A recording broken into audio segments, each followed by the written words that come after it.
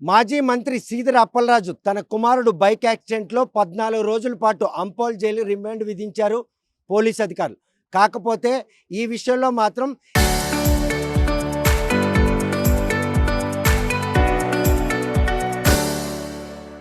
ఏదైతే రిమాండ్ ఖైదీగా ఉన్న మాజీ మంత్రి సీదిరి అప్పలరాజును జైల్లో ములాఖాత్ అయ్యేందుకు మాజీ ముఖ్యమంత్రి జగన్మోహన్ రెడ్డి రావడం జరిగింది.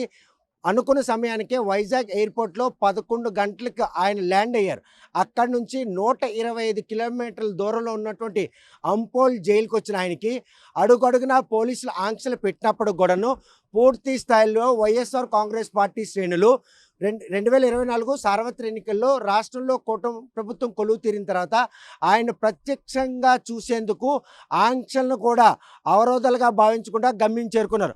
మొత్తం 123 కిలోమీటర్ల దూరం NH-16 ఈ క్యాన్వా అంతా సాగింది. కేవలం జైలుకి 2 కిలోమీటర్ల దూరమే అప్రోచ్ రోడ్డుకి మాత్రం ఆ క్యాన్వా ఎంటర్ అయింది. కాకపోతే ముందు మాత్రం జైలు అధికారులు 2 నుండి 3 గంటల మధ్యన సీదిరి అప్పలరాజుకి ములాఖాత్ ఎందుకు అనుమతి ఇచ్చారు.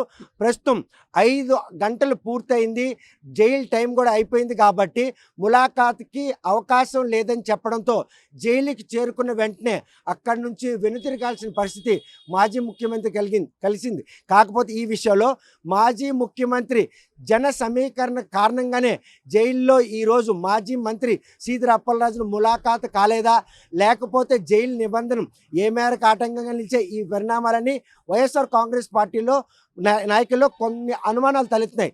అసలు ఈ ములాఖాత్ కాకపోవడం వెనుక ఈ అడుగడుగున జన నిరాంజనమని భావించవచ్చా, లేకపోతే జైలు నిబంధనలను ఈరోజు పరిణామాలు తీసుకొని ములాఖాత్ కాకుండా ఉండేందుకు అడ్డుపడ్డాయి అనుకోవచ్చు. జగన్మోహన్ రెడ్డి గారు ఒక వెనుకబడిన తరగతులకు చెందిన నాయకుడు కుట్ర కారణంగా జైలు పాలైతే తనకు భరోసా కల్పించడానికి, ఈ కుట్రల్ని ఛేదించడానికి నీ పక్కన మేము ఉంటామని ధైర్యం చెప్పడానికి విజయవాడ నుంచి బయలుదేరి జగన్మోహన్ రెడ్డి గారి సకాలంలోనే విశాఖపట్నం రావటం, ఈ కూటమి ప్రభుత్వం నిర్బంధించిన అనేక పోలీసు నిర్బంధాలన్నిటినీ దాటుకొని సకాలంలోనే శ్రీకాకుళం అడుగుపెట్టినప్పటికీ జగన్మోహన్ రెడ్డి గారు అప్పలరాజుని కలిస్తే, అప్పలరాజుతో ములాఖత్ అయితే ఆ వర్గాల్లోంచి విపరీతమైన క్రేజ్ జగన్మోహన్ రెడ్డికి వచ్చేస్తుందేమని భావించి మాత్రమే నిబంధనలను అడ్డం పెట్టుకొని అతన్ని ములాఖత్ కానివ్వకుండా చేసేశారు. ఇది చాలా దుర్మార్గం. కూటమి చేస్తున్న కుట్రల్లో అదొక దుర్మార్గమైన భావమని అభిప్రాయపడతా ఉన్నాం. కానీ జన సమీకరణ చేశారు. జన సమీకరణ ఈరోజు సమయానుకూలంగా జైలుకి చేరుకోలేదు. ఈ జన సమీకరణ వెనక వైఎస్ఆర్ కాంగ్రెస్ పార్టీ శ్రేణులు కూడా టీం వర్కే కారణం అని చెబుతున్నారు. జన సమీకరణ అన్నది జరగనే లేదు. ఎక్కడా జనాలు రమ్మని వైఎస్ఆర్ శ్రేణులు పిలుపులు ఇవ్వలేదు, ఎక్కడా వాహనాలు పెట్టలేదు, జనాలను క్రోడీకరించడానికి ప్రయత్నాలు జరగలేదు. స్వచ్ఛందంగా మాత్రమే జనాలు గ్రామాలు తరలి జగన్మోహన్ రెడ్డిని చూడటానికి, తను ఏదైతే ఒక బీసీ నాయకుడికి మద్దతుగా వచ్చారో ఈ జిల్లాలో ఉండే బీసీలు అంతమంది తమ ప్రగాఢమైన విశ్వాసాన్ని ప్రకటించడానికి, జగన్మోహన్ రెడ్డి గారికి సంఘీభావం తెలియజేయడానికి వచ్చారే తప్ప వైఎస్ఆర్ శ్రేణులు కానీ వైఎస్ఆర్ నాయకత్వం కానీ జన సమీకరణకి ఎటువంటి ప్రయత్నం చేయలేదు. స్వచ్ఛందంగా వస్తున్న ఈ కేడర్కి, జనాలకి అన్నిటికీ అడుగడుగున ఆటంకాలు కల్పిస్తూ ప్రతి ప్రాంతంలో పోలీసులు నిర్బంధం చేస్తూ ప్రజాస్వామికమైన హక్కులను కూడా కాలరాస్తూ ఈ పోలీసులు నిర్బంధాలు పెట్టారు.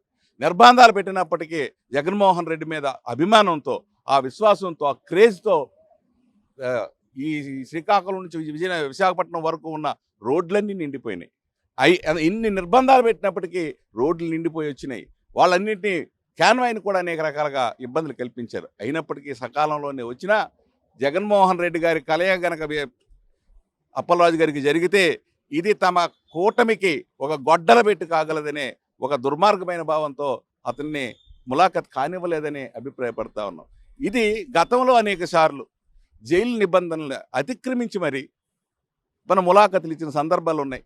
రాజమండ్రి జైల్లో చంద్రబాబు నాయుడు గారు జైల్లో ఉన్నప్పుడు, వైఎస్ఆర్ కాంగ్రెస్ పార్టీ అధికారంలో ఉన్నప్పుడు కూడాను అనేక మంది ములాఖతులు ఇచ్చిన సందర్భం ఉంది. ములాఖత్ ఇవ్వాలంటే వారానికి ఒక మనిషికి ఒకసారి ఇవ్వాలి జైలు నిబంధనల ప్రకారం. కానీ ప్రతిరోజు కూడా చంద్రబాబు నాయుడుకి ములాఖత్కి ఇచ్చే అవకాశం మరి రాజమండ్రి జైల్లో కనిపించారు. మరి ఎందుకు ఒక మాజీ ముఖ్యమంత్రి, వైఎస్ఆర్ కాంగ్రెస్ పార్టీ అధ్యక్షుడు, అనేక కోట్ల మందికి అభిమానపాత్రుడైన ఒక మాజీ ముఖ్యమంత్రి వచ్చినప్పుడు జైల్లో ఉండే వ్యక్తిని, జైలు దాకా వెళ్ళిన వ్యక్తి, జైల్లో ఉన్న వ్యక్తిని కల్పించడానికి ఏ నిబంధనలు అడ్డొచ్చాయని నేను ప్రశ్నిస్తూ ఉన్నాను. ఇది కేవలం జగన్మోహన్ రెడ్డి గారికి రావాల్సిన క్రేజ్ రాకూడదని, ఎలాగైతే ఈ బీసీల్లో వచ్చిన ఒక ఉప్పెన లాంటి అభిమానం అడ్డుపడ్డాలి అనే ఉద్దేశంతోనే కూటమి చేస్తున్న కుట్రగానే భావించాలి తప్ప ఇది నిబంధనలు కాదు. ఈ నిబంధనల్ని ఒక మాజీ ముఖ్యమంత్రి, Z+ కేటగిరీ సెక్యూరిటీ ఉన్న ఒక వ్యక్తి ఎన్నో ఆటంకాలని, అవరోధాలన్నీ దాటి వస్తే జైలు దాకా వచ్చిన తర్వాత నిబంధనలు అడ్డొచ్చాయా మీకు అని ఈ కూటమిని మేము ప్రశ్నిస్తూ ఉన్నాం. ఇది చాలా దుర్మార్గం, దురదృష్టకరమైన మనసు. చూస్తే కనుక ప్రస్తుతం 2 ఏళ్ళైంది కూటమి ప్రభుత్వం కొలిదింది. 2 ఏళ్ల పాలనలో నమ్మకం చొరవకున్నామని ధీమా వ్యక్తం చేస్తున్నాడు కూటమి ప్రభుత్వం.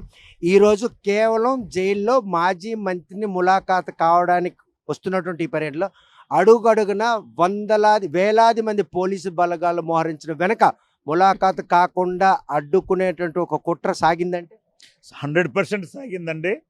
మేము ఇచ్చాపురం నియోజకవర్గం నుండి సుమారుగా ఒక 400 వెహికల్స్ తోటి మేము బయలుదేరాం మా నాయకుడి మీద అభిమానంతో. ఎందుకంటే ఒక బీసీ నాయకుడిని అక్రమంగా ఈ కూటమి ప్రభుత్వం అరెస్ట్ చేసింది, అతని కుటుంబాన్ని, కొడుకుని అరెస్ట్ చేసింది, అతని కుటుంబాన్ని కూడా వేధిస్తుంది. దీనికి అంతటికీ ఒక బీసీ యువగళం మాదిరిగా మేమందరం కూడా మా నాయకుడు జగన్మోహన్ రెడ్డి బీసీల పట్ల అభిమానంతో వస్తున్నాడని చెప్పి మేమందరం కూడా తరలి వస్తే అడుగడుగున పోలీసు వ్యవస్థను పెట్టి సుమారుగా ఒక్కొక్క బ్యారిగేటింగ్ దగ్గర 10, 20, 50 మంది పోలీసులను పెట్టి బైక్ మీద వచ్చిన కూడా తిరిగి పంపించినటువంటి పరిస్థితులు ఈరోజు ఉదయం నుండి మేము అలా నిర్బంధించిన కూడా కాలి నడకన వందలాది కిలోమీటర్లు నడిచి వచ్చినటువంటి కార్యకర్తలను కూడా జైలు దగ్గర చూసే పరిస్థితి 100% అండి. కాలినడకల్లో చాలా మంది వచ్చారు, బస్సులకి ఏలబడి కొంతమంది వచ్చారు, కొంతమంది బైకుల్లో లూపు రోడ్ల మీద ప్రాణాలు తెగించి మరీ వచ్చారు. వచ్చి అంపోల్ జైలు వద్దకు కూడా అక్కడికి వెళ్ళి పూర్తిగా ఆయన మీద ఉన్న అభిమానం అనేది చూపించారు. ఎందుకంటే ఈరోజు కూటమి ప్రభుత్వం ఏ మాత్రం కూడా పరిపాలన ఇచ్చిన మాటలు హామీలు డొల్లకొదిలేసి ఏ ఒక్క హామీ కూడా సంపూర్ణంగా నెరవేర్చకుండా ఈరోజు గాలిలో తేలుతూ పారిపోతుంది. మరి దాన్ని ఉద్దేశించే ఈరోజు ప్రజల్లో వ్యతిరేకత వచ్చింది. జగన్మోహన్ రెడ్డి చేసిన పరిపాలన ఈరోజు ప్రతి ఒక్కరికి గుర్తుకొస్తుంది. కాబట్టి ఈరోజు తండోపతండాలుగా ప్రజలు పరిగెట్టి ఈరోజు ఆయనకి అభిమానం చాటుకున్నారండి. చూస్తే కనుక ఒక్క అడుగు దూరంలో ఈరోజు ములాఖాత్ మిస్ అయింది. దీనికి ఎవరు బాధ్యులు? బలప్రదర్శన చేసిన వైఎస్ఆర్ కాంగ్రెస్ పార్టీ శ్రేణుల, లేకపోతే జైలు నిబంధనల, పోలీసులు అడుగడుగున చేసినట్టు కట్టడం? ఖచ్చితంగా పోలీసులు జగన్మోహన్ రెడ్డి గారిని, బీసీ నాయకుడైనటువంటి సీదిరి అప్పలరాజు గారిని మొదటి నుండి కలవకూడదనే ఒక దురుద్దేశంతో మాత్రమే నిబంధనల పేరుతో రోడ్డు మీద అడుగడుగున అడ్డుకోవడం జరిగింది. దానికి తోడు ప్రజలు కూడా పెద్ద ఎత్తున ఆయనకి ఘనస్వాగతం పలికినారు. ఎందుకంటే గత 5 సంవత్సరాల్లో ఆయన అందించినటువంటి సంక్షేమ పథకాలు ఈరోజు ఉప్పెనల రోడ్లపైకి రావడం జరిగింది. నిబంధనలు కేవలం జగన్మోహన్ రెడ్డి గారికి వర్తిస్తాయా, లేదా ఈ కూటమి నాయకులు కూడా వర్తిస్తాయా? మీరు పెడుతున్నటువంటి సమావేశాలకు కానీ సభలకు కానీ ఏ నిబంధనలు వర్తిస్తున్నాయి? ఎందుకు అంతంతమందిని మీరు పోగేసుకుంటున్నారు, బస్సులు పెట్టుకుంటున్నారు, ప్రజలకి డబ్బులు ఇచ్చి మరీ మీరు రప్పించుకుంటారు? స్వతహాగా ఓ కార్యకర్త తన నాయకుడిని కలవాలని, తన నాయకుడికి భరోసా కల్పించాలని రోడ్డు మీదకి వస్తే మీరు ఎందుకు అడ్డుకుంటున్నారు? నిజంగానే మీరు సక్రమంగా ఈ 2 సంవత్సరాలు పరిపాలించామనుకుంటే ఎందుకు ఈ నిబంధనలు? ఎందుకు ఇలా పోలీసులను అడ్డుపెట్టి అడ్డుకుంటారు? మా నాయకుడు వచ్చాడు ఈ జిల్లాకి. మా నాయకుడు వచ్చినప్పుడు మేమందరం కలిసి ఆయనకు సంఘీభావం తెలపాల్సిన బాధ్యత మా అందరికీ ఉంది. ఇలాంటి పరిస్థితుల్లో నిబంధనల పేరుతో మాకు అడ్డుకోవడం కేవలం ఈ రాష్ట్రంలో జరుగుతున్నటువంటి వైఎస్ఆర్సీపీ మీద జరుగుతున్నటువంటి కుట్ర తప్పితే ఇంకోటి కాదు. పైగా ఈ రాష్ట్రంలో ఇంత పెద్ద ఎత్తున ఈ జిల్లాలో పెద్ద ఎత్తున జన సమీకరణ జరుగుతుందని అంటారు. ఎక్కడ జన సమీకరణ జరిగింది? ఎవరు సమీకరిస్తారు? ఎవరు ఎందుకు సమీకరిస్తారు? ప్రజల్లో ఉండేటువంటి అభిమానం ఈరోజు రోడ్లు ఎక్కారు. దానికి మేమెందుకు సమీకరించాల్సిన అవసరం అయితే వైఎస్ఆర్సీపీకి లేదు.